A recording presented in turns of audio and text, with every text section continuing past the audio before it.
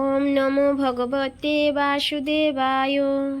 নমস্কার বন্ধুরা, GS Radha motivation Bengali চ্যানেলে আপনাদের স্বাগতম। ভগবান শ্রীকৃষ্ণের শ্রীমদ্ ভগবদ্গীতায় 7ম অধ্যায় বলেছেন, হে পার্থ, একনিষ্ঠ ভক্তির দ্বারা আমাতে আসক্ত চিত্ত, মতপরায়ণ এবং যোগযুক্ত হয়ে যেরূপে তুমি বিভূতি, বল ও ঐশ্বর্য গুণান্বিত সকলের আত্মারূপী আমাকে নিঃসংশয়ে জানতে পারবে তা শোনো। আমি তোমাকে বিজ্ঞানসহ এই তত্ত্ব জ্ঞান সম্পূর্ণভাবে বলছি, যা জানলে ইহলোকে আর কিছুই জানবার বাকি থাকে না। হাজার হাজার মানুষের মধ্যে কোনো একজন আমাকে লাভ করবার জন্য যত্ন করেন এবং সেই যত্নকারীদের মধ্যে হয়তো কেউ আমাকে তত্ত্বত জানতে পারেন। পৃথিবী, জল, অগ্নি, বায়ু, আকাশ, মন, বুদ্ধি এবং অহংকার এ হলো 8 ভাগে বিভক্ত অপরা প্রকৃতি, অর্থাৎ আমার জড় প্রকৃতি। এবং হে মহাবাহ, এছাড়া অন্য প্রকৃতি যার দ্বারা এই সম্পূর্ণ জগৎ ধৃত আছে তাকে আমার জীবরূপা পরা এবং অর্থাৎ চেতন প্রকৃতি বলে জানবে। হে অর্জুন, সর্বভূত অর্থাৎ জড় ও চেতন এই উভয় প্রকৃতি হতেই উৎপন্ন বলে জানবে এবং আমি সমস্ত জগতের উৎপত্তি এবং প্রলয় রূপ অর্থাৎ সমগ্র জগতের মূল কারণ আমি। হে ধনঞ্জয়, আমা অপেক্ষা জগতের অন্য শ্রেষ্ঠ কোনো কারণ নেই। সূত্রে যেমন মণিসমূহ গ্রথিত থাকে, সেইরূপ এই জগৎ আমাতে গ্রথিত রয়েছে। হে অর্জুন, আমি জলে রস, চন্দ্র সূর্যের জ্যোতি, চারি বেদের ওঙ্কার, আকাশে শব্দ এবং মনুষ্য মধ্যে পুরুষ আকার রূপে বিরাজ করি। আমি পৃথিবীতে পবিত্র গন্ধ, অগ্নিতে তেজ এবং সর্বভূতে জীবন এবং তপস্বীদের তপ। হে অর্জুন, সকল ভূতের সনাতন বীজ আমাকেই জানবে। বুদ্ধিমানের বুদ্ধি এবং তেজস্বীগণের তেজও আমি। হে ভরত শ্রেষ্ঠ, আমি বলবানদের কামরাগ বর্জিত বল অর্থাৎ সামর্থ্য এবং সর্বভূতে ধর্মের অনুকূল অর্থাৎ শাস্ত্রসম্মত কাম, যে সকল ভাব সত্যগুণ, রজগুণ এবং তমগুণ হতে উৎপন্ন হয় তা সবই আমা হতে উৎপন্ন বলে যেন, কিন্তু প্রকৃতপক্ষে আমি সেইগুলিতে নেই এবং সেইগুলিও আমাতে নেই।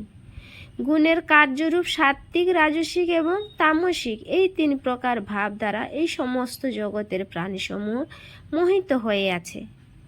তাই এই ত্রিগুণের অতীত অবিনাশী আমাকে তারা জানতে পারে না, কারণ আমার এই অতি অদ্ভুত ত্রিগুণাত্মিকা মায়া অত্যন্ত দুস্তর। কিন্তু যারা কেবল আমাকেই নিরন্তর ভজনা করেন তারাই এই দুস্তর মায়া উত্তীর্ণ হতে পারেন, অর্থাৎ সংসার বন্ধন হতে মুক্ত হন। মায়া দ্বারা যাদের জ্ঞান অপহৃত, এরূপ আসুর স্বভাবযুক্ত নরাধম, নীচ, কুকর্মকারী মূঢ় ব্যক্তিরা আমাকে ভজনা করে না। হে ভরতকুল শ্রেষ্ঠ অর্জুন, অর্থার্থী, আর্তজিজ্ঞাসু এবং জ্ঞানী এই 4 প্রকার পুণ্যকর্ম ভক্তগণ আমার ভজনা করেন। এই 4 প্রকার ভক্তের মধ্যে আমাতে নিত্যযুক্ত এবং একনিষ্ঠ ভক্তি সম্পন্ন জ্ঞানী শ্রেষ্ঠ, কেননা জ্ঞানীর আমি অত্যন্ত প্রিয় এবং জ্ঞানীও আমার অতীব প্রিয়। এরা সকলেই মহান, কিন্তু জ্ঞানী সাক্ষাৎ আমারই স্বরূপ, এই আমার মত। কারণ মদগত মনোবুদ্ধি সম্পন্ন জ্ঞানী ভক্ত সর্বোৎকৃষ্ট গতিস্বরূপ আমাতেই অবস্থান করে। বহু জন্মের পর এই শেষ জন্মে তত্ত্বজ্ঞানী পুরুষ সব কিছুই বাসুদেব এই রূপে জেনে আমার ভজনা করেন। এই রূপ মহাত্মা অত্যন্ত দুর্লভ। বিভিন্ন ভোগাদির কামনায় যাদের জ্ঞান অপহৃত হয়েছে তারা নিজ নিজ স্বভাবের বশীভূত হয়ে সেই নিয়ম পালন করে অন্যান্য দেবতার ভজনা করেন অর্থাৎ উপাসনা করেন। যে সকাম ভক্ত শ্রদ্ধাযুক্ত হয়ে যে দেবতাকে অর্চনা করেন সেই ভক্তের শ্রদ্ধা আমি সেই দেবতাতেই দৃঢ় করে দিই। সেই ভক্ত শ্রদ্ধাযুক্ত হয়ে সেই দেবতার আরাধনা করেন এবং সেই দেবতার নিকট হতে আমারই বিহিত কাম্য বস্তু অবশ্যই লাভ করেন। কিন্তু সেই অল্প বুদ্ধি ব্যক্তিদের আরাধনা লব্ধ ফল বিনাশী। দেবতাদের পূজ্যগণ দেবতাদের প্রাপ্ত হন এবং আমার ভক্তগণ যেভাবেই আমার ভজনা করুক তারা আমাকেই প্রাপ্ত হন।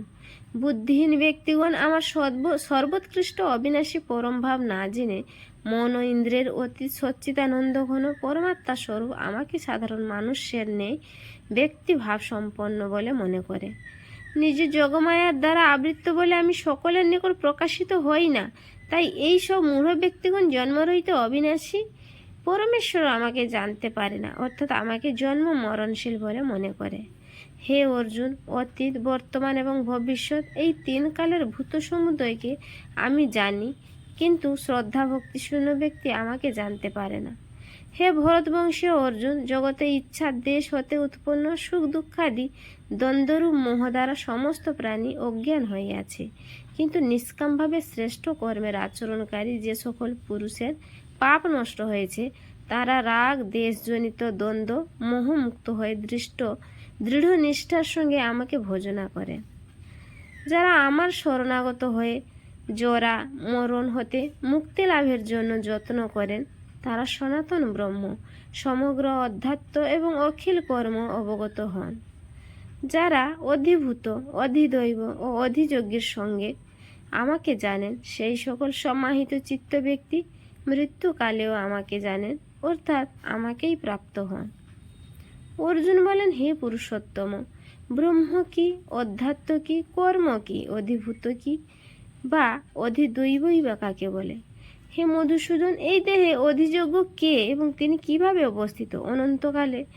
অন্তকালে সমাহিত চিত্ত ব্যক্তিগণ আপনাকে কিরূপে জ্ঞাত হতো? ভগবান শ্রীকৃষ্ণ বললেন, পরম অক্ষর হলো ব্রহ্ম, নিজ স্বরূপ অর্থাৎ জীবাত্মাকে বলা হয় অধ্যাত্ম, এবং ভূতগণের ভাবের উৎপত্তিকারী যে ত্যাগ তাকে বলা হয় কর্ম। উৎপত্তি ও বিনাশশীল সমস্ত বস্তুই অধিভূত, হিরণ্যগর্ভ পুরুষই অধিদৈব। এবং হে নরশ্রেষ্ঠ অর্জুন, এই দেহে আমি অর্থাৎ বাসুদেব অন্তর্যামী রূপে অধিযোগ্য। যিনি মৃত্যুকালে আমাকেই স্মরণ করতে করে দেহত্যাগ করেন, তিনি আমাকেই প্রাপ্ত হন, এতে কোনো সংশয় নেই। হে কৌন্তেয়, মানুষ মৃত্যুকালে যে যে ভাব স্মরণ করতে করতে দেহত্যাগ করেন, সেই ভাবই তিনি প্রাপ্ত হন, কারণ তিনি সর্বদা সেই ভাবেই ভাবিত থাকেন। অতএব হে অর্জুন, তুমি নিরন্তর আমাকে স্মরণ করো এবং যুদ্ধও করো। আমাতে মন ও বুদ্ধি সমর্পণ করলে তুমি আমাকেই লাভ করবে, এতে কোনো সন্দেহ নেই। হে পার্থ, পরমেশ্বরের ধ্যানে অভ্যাসরূপ যোগে যুক্ত হয়ে অনন্যগামী চিত্তে নিরন্তর চিন্তামগ্ন পুরুষ জ্যোতির্ময় পরম দিব্য পুরুষকে অর্থাৎ পরমেশ্বরকেই লাভ করেন, যিনি সর্বজ্ঞ, সনাতন, বিশ্বনিয়ন্তা এবং সূক্ষ্মাতি সূক্ষ্ম সকলের ধারণ পোষণকারী অচিন্ত স্বরূপ সূর্যের নিঃস্র প্রকাশ এবং অবিদ্যার অতীত শুদ্ধ সচিদানন্দ ঘন পরমেশ্বরকে স্মরণ করেন। সেই ভক্তিমান ব্যক্তি অন্তিমকালে যোগবলের দ্বারা ভ্রুযুগলের মধ্যে প্রাণকে ধারণপূর্বক একাগ্রমনে স্মরণ করে সেই দিব্য পরম পুরুষকেই প্রাপ্ত হন। বেদার্থজ্ঞগণ যাকে অক্ষর পুরুষ বলে বর্ণনা করেন, নিষ্পৃহ যোগীগণ যাকে লাভ করেন, ব্রহ্মচারীগণ যাকে লাভ করার আকাঙ্ক্ষায় ব্রহ্মচর্য পালন করেন, সেই পরমপ্রদ প্রাপ্তির উপায় আমি তোমাকে সংক্ষেপে বলছি।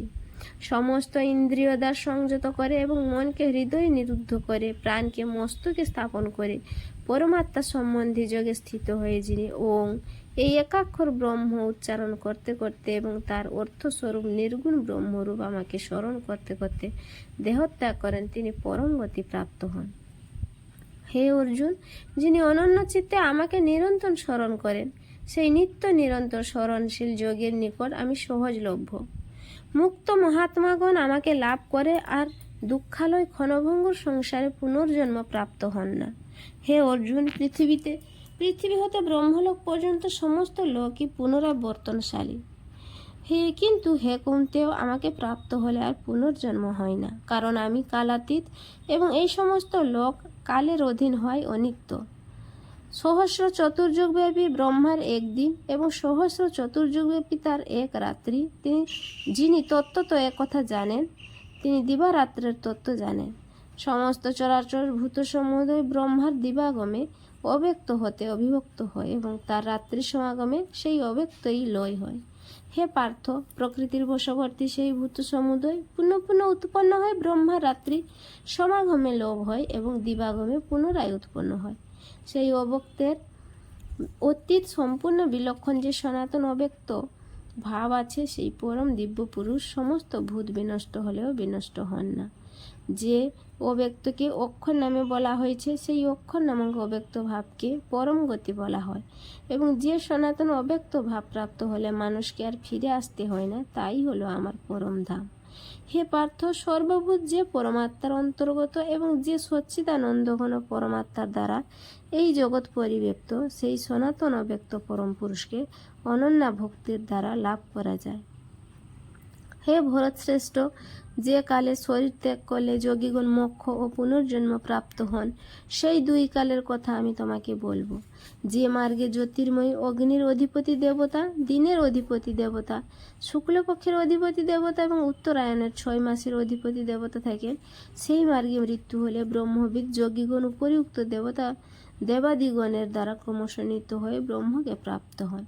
যে মার্গে ধূমের অধিপতি দেবতা, রাত্রির অধিপতি দেবতা এবং কৃষ্ণপক্ষের অধিপতি দেবতা ও দক্ষিণায়নের 6 মাসের অধিপতি দেবতা থাকেন, সেই মার্গে মৃত্যু হলে সকাম কর্মযোগী উপরিউক্ত দেবগণের দ্বারা ক্রমশ নিত হয়ে চন্দ্রজ্যোতি প্রাপ্ত হয়ে স্বর্গে নিজ পুণ্য কর্মের ফল ভোগ করে পুনরাগমন করে।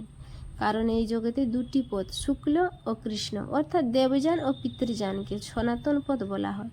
এর মধ্যে একটিতে পুনর্জন্ম হয় না, অর্থাৎ পরম গতি লাভ হয়, এবং অপরটিতে পুনরাগমন করতে হয়, অর্থাৎ জন্ম মৃত্যু প্রাপ্তি হয়। হে পার্থ, এই উভয় পথের তত্ত্ব জানলে কোনো যোগী মোহগ্রস্ত হন না। সেই জন্য হে অর্জুন, তুমি সর্বদা সমবুদ্ধিরূপ যোগে যুক্ত হও, অর্থাৎ আমাকে প্রাপ্তির জন্য নিরন্তর সাধন পরায়ণ হও। যোগীগণ এই রহস্যের তত্ত্ব জেনে বেদপাঠ, যজ্ঞ, তপস্যা এবং দান ইত্যাদি করায় যে পুণ্যফল বলা হয়েছে, সেই সবই নিঃসন্দেহে অতিক্রম করেন এবং সনাতন ব্রহ্ম প্রাপ্ত হন। ওং তৎসৎ। শ্রীমদ্ ভগবদ্গীতা উপনিষদ তথা ব্রহ্মবিদ্যা বিষয়ক যোগশাস্ত্রে শ্রীকৃষ্ণ অর্জুন সংবাদে অক্ষর ব্রহ্মযোগ নামক অধ্যায় সম্পূর্ণ হল। হরে কৃষ্ণ।